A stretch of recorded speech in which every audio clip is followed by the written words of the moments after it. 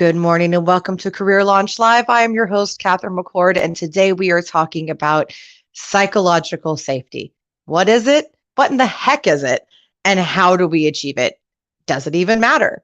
We're going to find out today. We're going to talk to somebody who is a very good friend and colleague of mine, somebody I respect very much. I've worked with hands-on, and I think that we're going to learn a lot from him. I'm very excited to bring in Mr. Javier Ortiz.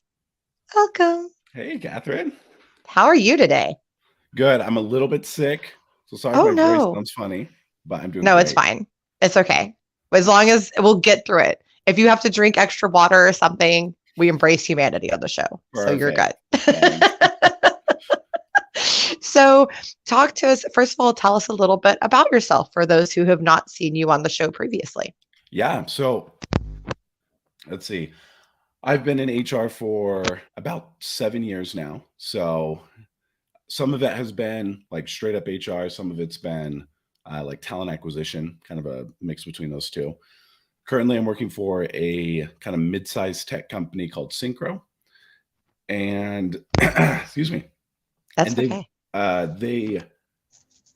oh man, my voice is way worse than I thought it was going to be. It's fine. You're fine. Don't worry about it. And let's see, some personal things. I do a lot of like boxing for extracurriculars. I've got a 4-year-old at home, been married for about 8 years now. That's good. Somebody put up with you for 8 years, man. She deserves a medal. She does. She does. No, just kidding. So we met through Syncro, right? Because I was doing some contract work with them. It was a great experience. I had you and Nicole on last season. We kind of talked a little bit about the culture there and some of the awesome things that you guys have done. So psychological safety is something that we've talked about before and that we both feel very strongly about. And the technical definition for anybody watching, so the technical definition of psychological safety is feeling the safety and the confidence to be able to speak up and share ideas, concerns, dissension without fear of attack or consequence or negative consequences just for sharing an opinion. That's what psychological safety is. So I want to kind of talk about that a little bit. So tell me, what does it mean to you? And what do you think it means in an organization? Yeah, I agree with that definition. And I think it's important in an organization because we tend to have this idea that when we're working in groups, it's the strongest, like emotionally intelligent person that drives projects and positive outcomes. But there's some research that suggests it's actually the weakest link that determines a lot of the outcome. And so psychological safety plays a big part of that. Yes. Not only from like manager to direct report, but among colleagues, right? Yeah. So if you don't feel safe to innovate, make mistakes, express ideas, then projects slow down. There's not a lot of progress, or they're done incorrectly a lot of times. Right. Yeah, Harvard even did, and the University of North Carolina both have done studies on that to that effect, to very specifically say, yeah, there's science behind this. When your brain does not feel safe, does not feel secure to do something, you just won't. So you won't be creative. You won't kind of, break the mold. You won't, speak up that you caught a mistake that's happening. So that things, just to your point, can even have overt errors. Totally. And you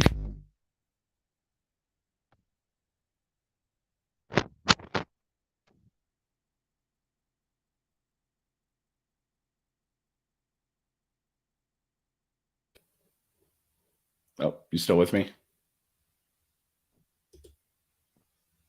Oh, I don't hear you right now. You don't hear me? Are you good? You're back. There we go. Technological difficulties. Perfect. Always. So I didn't hear whatever genius thing you just said, but I'm sure it was great. Wasn't that great? I was just saying that you can imagine how that would affect an organization, whether at large or even like micro organizations within it, like small teams. Yeah.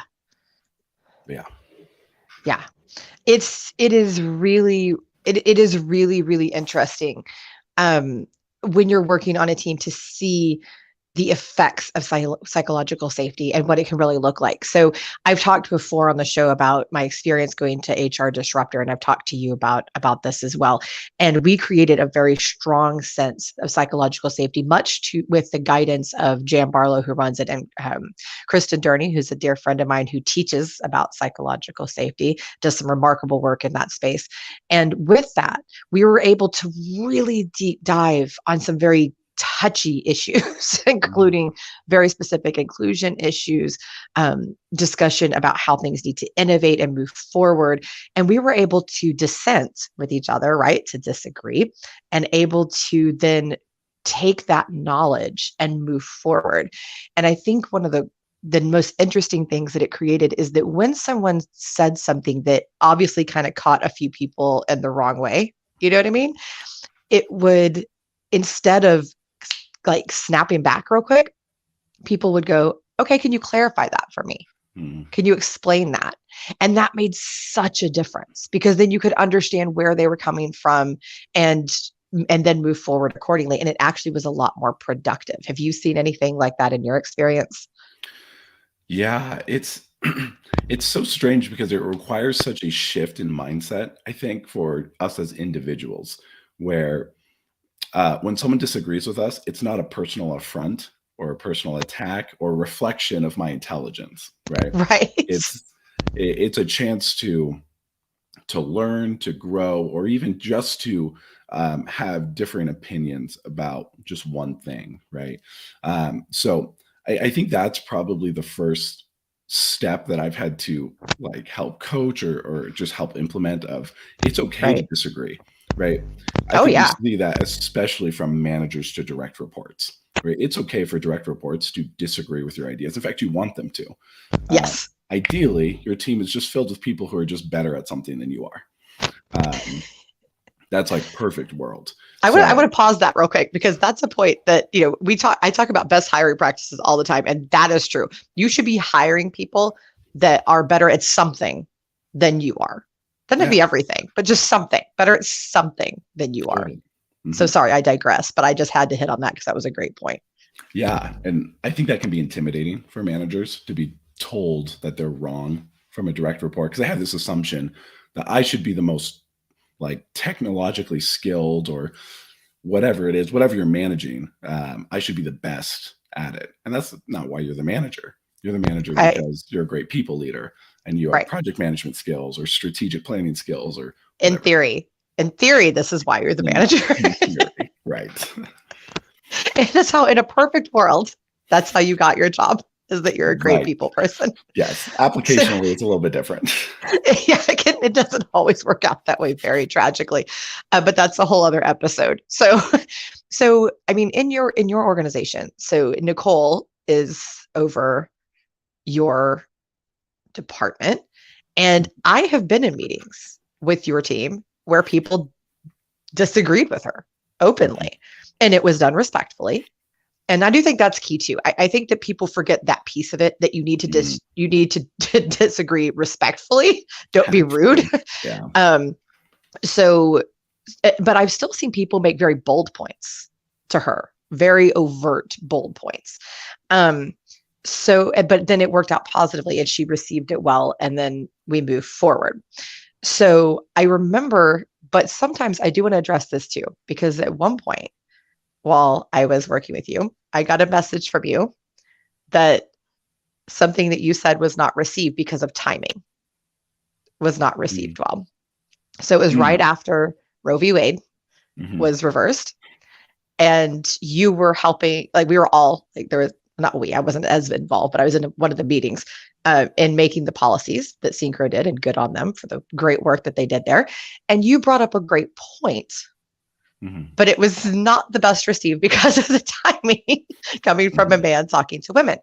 Um, so I want to talk about that too, because sometimes we, even though we have psychological safety in the workplace, we need to be aware of other things that are happening that may cause certain types of feelings, so that maybe we need to kind of use our resources to talk about that. So if you feel comfortable sharing a little bit more details about that situation, please do. If not, we could talk in more general terms about how Yeah. to do that and how that works.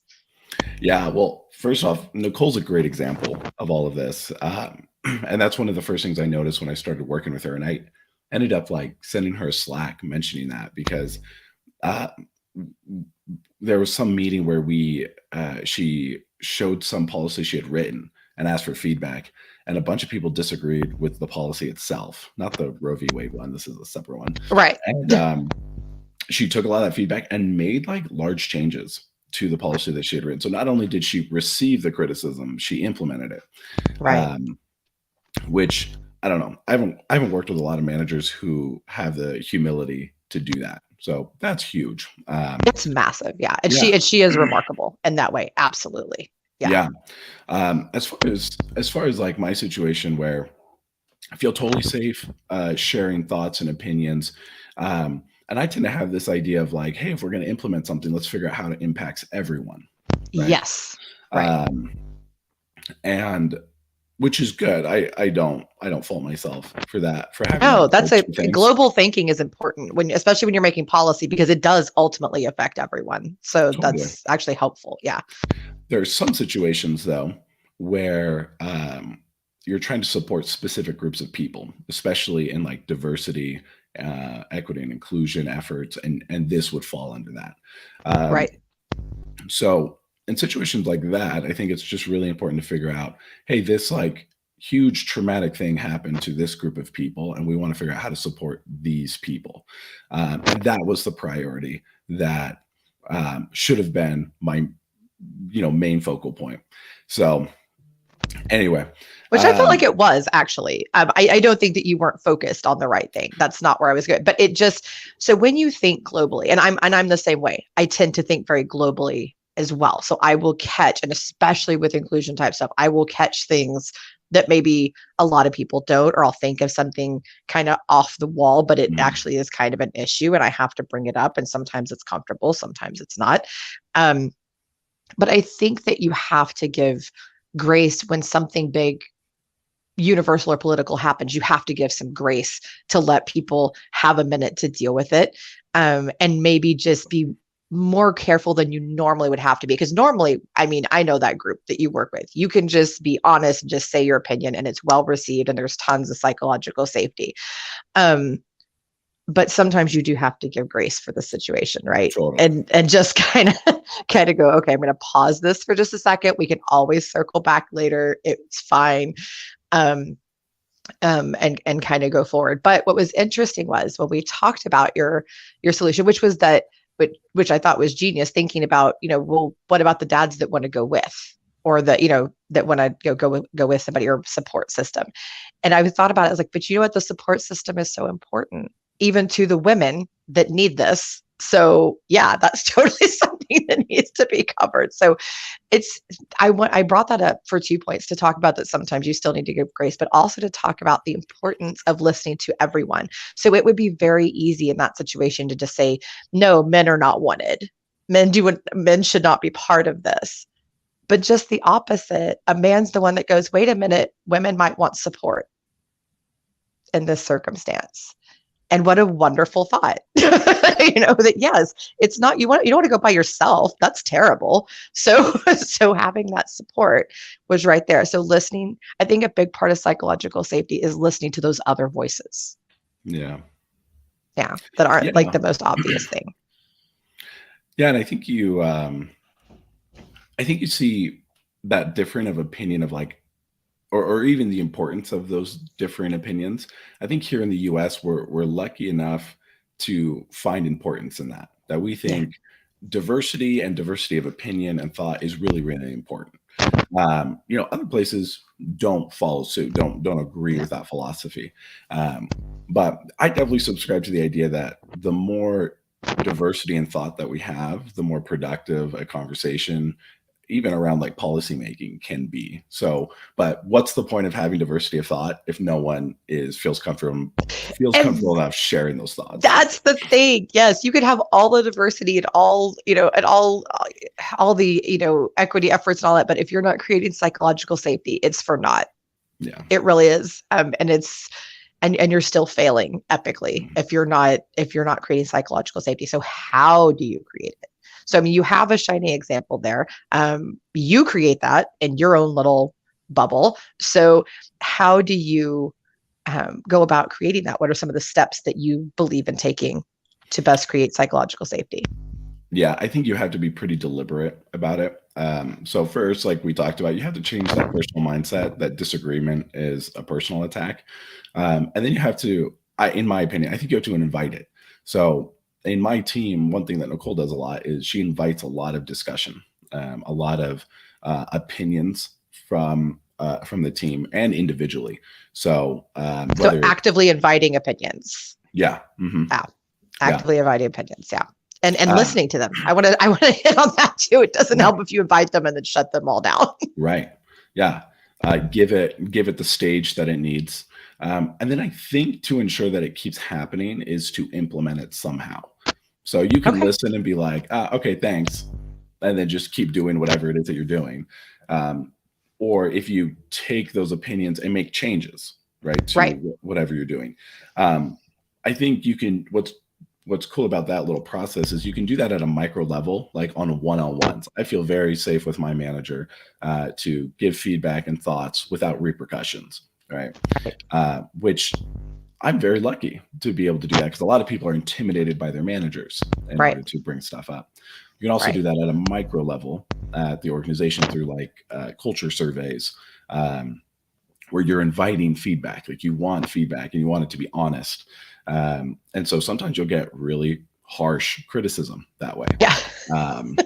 But sometimes it's needed though. I will say, yeah. Sometimes you can be, no, we're not doing that. That's not the thing. Yeah. But if it's consistent feedback, then you can implement changes organization wide. And that's a chance for you to say, we're not taking this as a personal attack. We're inviting feedback. We're listening and we're making these changes because of this feedback. Absolutely. Yeah, you have to give it because to your point, if you don't give people the action behind it, then again, it's kind of for not like, oh, okay, we listened to you and then did exactly jack with it. Well, what did that do? Nothing. So there is a lot of action in psychological safety. You have to choose to not take it personally, right? You have to choose to say things like, instead of coming back and snapping back with your own opinion, to stop and listen and say things like, okay, can you explain that to me? Can you tell me your why? And, or can you elaborate on that? It's important to do that. So that's another action. Then you have to take action with your feedback, right? And you have to actually, to include the people in this. Again, we're kind of back to a different form of inclusion, but it's still inclusion. You want to bring people in and let them have that voice. Another aspect, though, of psychological safety is when somebody messes up, that they won't just be downtrodden. After that, it's not just, oh, well, you're the mess up now. We don't want anything to do with you. That's not helpful. That's not helpful. It needs to be a situation where somebody can own their mistake and they're trained out of it. They're told, okay, don't do that again. That wasn't very cool. And then but here's how you fix it. And here's how we're going to help you. And poof, here we go. Yeah. I think, I've had a lot of managers go, well, why don't people just tell me we could have fixed this? And everything inside me wants to go, because you're not a good manager. Because if you were, 9 out of 10 of your employees, out there is always the one that's just super insecure within themselves. And there's not much you can do about that. But the 9 out of 10 of your team members should be coming to you with their mistakes. If they're not, you are failing as a manager. Have you dealt with that at all in your career, where you had a manager that, like, if you made the slightest little mistake, they would just attack? Yeah. So not me personally, but I've worked with a lot of managers and yeah, that's, yes. I feel like if it was you, they don't do it to you because they know that you just punch them in the face because you're a boxer. That's what it is. You've been spared the bad manager experience. I'm one of those insecure people. No. Yeah, I think what's funny about that is some managers have this right idea of, if there's a failure on the team, it's my failure, which is correct, right? Like you're ultimately responsible for the deliverables on your team. But it's implemented, that philosophy is implemented poorly of, if someone makes a team on my if someone on my team makes a mistake, it reflects poorly on me, and I need to crack down on that, right? And that Right. is not an environment for good psychological safety at all. Um, so yeah, I've definitely seen that. I think how's it going with that? I don't know, but you were saying smart stuff, so I I think we're good. It sounded So so good too. it did. It sounded Oh, so, but sick brain happened to you. It's not fun. Um, but you know, to your point, I actually had a situation not long ago where a manager was just or a leader on the team, not officially a manager, but like a supervisory type person, was just berating a newer hire that was learning something who had made a mistake, mm, and on the floor in front of people too. And it was like, why would you do that?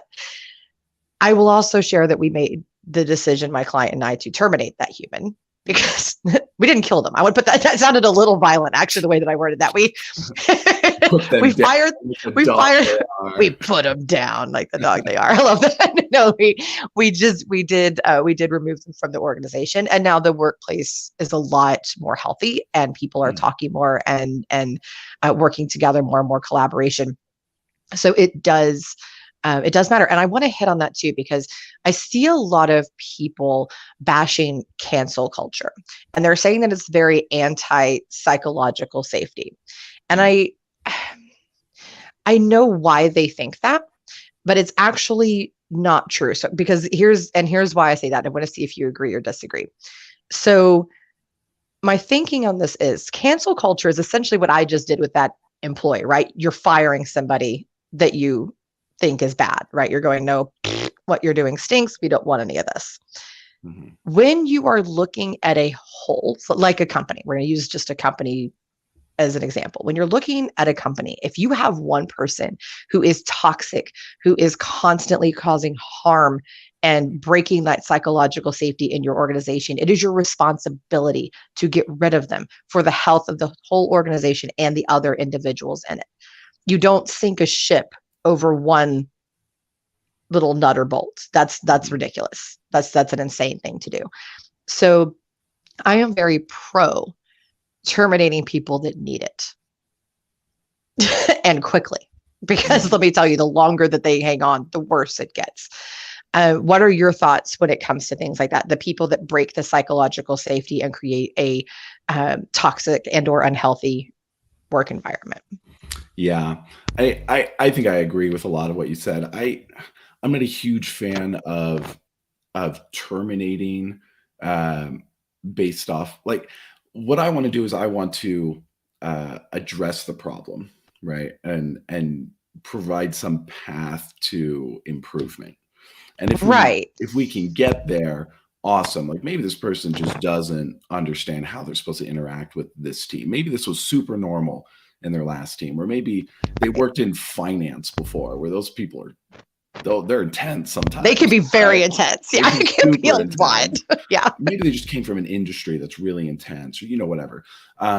But if that continues and they're still creating these problems and we're just not able to build psychological safety, then and there's no other choice on the table, then yeah, I think that's definitely something worth exploring. Um, Absolutely. And to be clear, so before we terminated this person, we did put them on a path and we said, okay, we will mentor you. Here's the things specifically that we need changed. Here's why. yeah. And even gave the person an opportunity to be promoted if they fix the things. Mm, And they did not. yeah. And so away they went. And when I say don't hang on to them for long, what I mean is don't let it go months and months and months Yeah. of toxicity. What the second you see it start, jump on it, try to help them, try to mentor them out of it, try to talk to them, try to put a specific action plan in place. But if it goes another few weeks or even like maybe 1 month, they got to go. If you're Yeah. not seeing drastic improvement, it doesn't have to be perfection, but it needs to be drastic improvement by that point. Totally. I think that gets really hard for high performers. Like if you've got some sales guy that is just crushing it, but he's a total jerk, like it's like really hard for an organization to address that because he's making the company a ton of money, or some type of management, right? Like if you have like a Right. director level who's like that, Oh, I've seen that. uh, That's hard.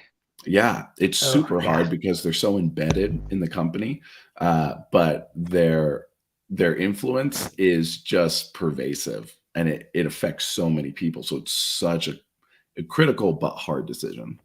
It is. It is. And I tell people, but you have to have the guts to make it. To go, nope, we're going to take care of our people first and foremost. And let me tell you, ultimately, getting rid of that top sales guy, you'll find another top sales guy that's not a jerk. They're out there. Well, It's not that yeah. big of a deal. It's not worth hanging on to that one person. Mhm. Um, so when we're creating psychological safety and we have, oh, here's a good question. Ooh, we need to address this. What about when the toxic person is the CEO? Mm. I have an opinion on that. What are your thoughts? Oh, I'd love to hear your opinion on this because I My honest and very sad opinion is that unless you're in a position where you can get the CEO fired, which I have accomplished with a client company, Mm. by the way, the board got together and said, "Sorry for you, you got to go." I mean, the guy started the company and everything, but because of the board being there, they were able to fire him. So sometimes you can go around to the board if there's such a situation. If there is not a board to whom they report, there's nothing to do but leave. And that's the sad. So you could either go around to the board, which does work. I've even seen it in practice and not just in my own situation. I've watched it happen at other companies, or you got to go. Because let me tell you, they know. The CEO knows and they don't care because they think they can get away with it. Yeah. What are your thoughts? Yeah, my thoughts were really anticlimactic. I've worked with one CEO that I would consider toxic, and I just left the company. Yeah. I started, and 6 months later I left when I realized there's nothing I could do about it. Yeah. So Because what else are you going to do? Like, that's what I mean. When it is that high up, unless you go to a board or something like that, and you have to have support from other leaders, you can't just be one employee. It has to be a whole system. I mean, you can try as an employee, but you need help from leaders if that's going to be the situation. We have a comment too. Sometimes leaders that do toxic things are doing so because they are feeling psychologically unsafe themselves due to improper goals and expectations from someone above them. While that is true, that is not an excuse to then turn around and be a toxic leader. I want to make that very, very clear. It's not an excuse. You don't get to be crummy because somebody's being crummy to you. Not how real life works. But when that is the case for leaders, it can be particularly difficult because sometimes, and I want to say that almost kind of to the point of that comment, sometimes the toxic things that you're seeing are not your leader, it's the person above them, and they're just stuck in the middle. I have seen that where a director implements something and a manager's got to deal with it, even though they don't like it and it's not their policy. But what they should be doing is everything they can to counteract it. You should know that your manager doesn't like the policy by how they're trying to do everything to get around it, or the behavior by how they're trying to do everything to get around it. What are your thoughts? yeah, I was just thinking, I guess it kind of depends on what we mean by toxic, right? Because Right. from my mind, that's someone who's like intentionally trying to either like sabotage you or Right. intentionally like sowing discord. But I think Right. sometimes from a managerial perspective, um, you can even be like accidentally toxic where you're setting these unrealistic expectations and then trying to force follow through.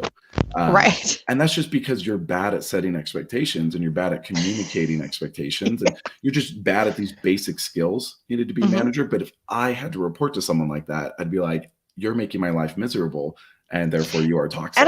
I think that is a good distinction. Actually, that was a really good distinction because you're right. I don't call that toxic. I just call that not being very good at setting expectations. But you're right. It could be perceived as toxicity. So in that case, I think, um, I think kind of to the point of, of this comment that we had, um, you have to kind of look at it. So if they're, and maybe they have unrealistic expectations and that from someone above them, like this comment says, maybe they're just kind of enforcing that. But at some point there again, you kind of have to you have to remember as a leader to stop and look and go, oh, wait a minute. If everyone is failing, then the problem is not the team, the problem is the expectation. Right. Something is wrong here. Either we're not training properly, we're not communicating properly, or it's just an unreasonable expectation and we have to revisit it. At that point, it's less about the personality and more about their understanding of business and how to properly manage. So at that point, it's a different issue that I feel like is more easily trained out of somebody. I would work with a manager like that quicker than I'd work with a manager who is going around being a jerk. Yeah. Yeah. Yeah, I agree. Yeah, I would. That would make it a whole lot easier. But you're right. That is a different. I never thought about that. Yeah, that is kind of a different form of toxicity. So as we wrap up, because we are at the end of the show, what are some of your tips for people who are in a psychologically unsafe environment? What would you recommend to try to create psychological safety? And then if you can't, what do you do? Ooh, that is a big question. I I know. think it depends on where the psychological unsafety is coming from. If it's coming from, like we said, the CEO or executive team management, I would say leave and and probably join a different company. If your psychological unsafety is coming from a colleague or maybe just like a mid-level direct manager, I would say go to a manager, a skip level manager, and start having these conversations. If everything's like generally fine, there's no like one perpetrator. It just feels generally unsafe. Like there's just not a culture of psychological safety. I would encourage you to try to have the courage to be the first one to start implementing it, right? Right. Start making that personal change. That disagreement is not a reflection on yourself. When people fail around you, be curious instead of critical. And start having deliberate conversations with your colleagues and your managers about your intention of trying to create a psychologically safe team. I think, unfortunately, just it's not super high on some people's priority list. Right. Which it should be. It should be super high. It increases productivity. It makes perfect sense for it to be high on your priority list. And if you need help, reach out to Kristen Durney or Butler, both of whom I know excuse me, who are extremely incredible humans. If you need an introduction to them, please connect with me. I'm happy to make an intro. Also connect to Javier Ortiz. He has not put his last name on here, but it's spelled Ortiz. And connect to him on LinkedIn. Find Syncro and follow them. They're an incredible organization. They're even on Instagram and have some cool stuff that they show where they showcase their employees and all the great things that they're doing. And always reach out to me if you have questions, thoughts, concerns, anything that I can help you with. Outside of that, everybody have a wonderful, wonderful weekend. Happy Friday. Same time, same place next week. We'll see you then. Bye.